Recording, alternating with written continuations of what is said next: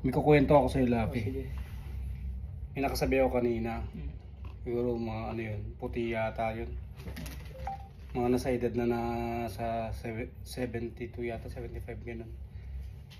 Sabi niya sa akin, hinintuan ko siya. Sabi niya sa akin na, where you going? Sabi ko, I'm going home now. Sabi niya, can you give me a ride? Sabi ko, yeah, sure. Where you live? Sabi niya sa akin, just only there near in Harris Road. Can you give me a ride? Sabi niya. Sabi ko, sure, why not? Come over here. Sabi ko, pinasakay ko siya. Tapos sabi niya sa akin na natatandaan niya daw ako. Tatandaan saan? Sabi niya, I just remember your face.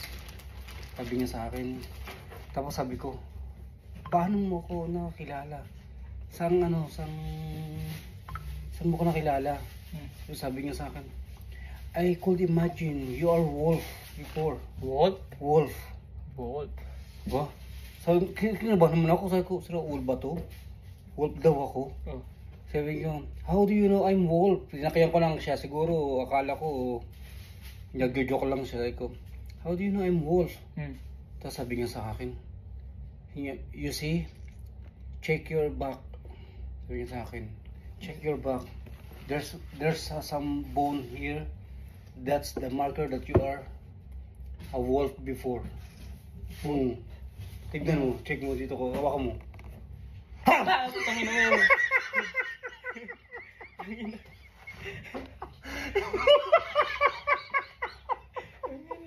Ayoko naman! Wolf pala ka. Wolf pala siya.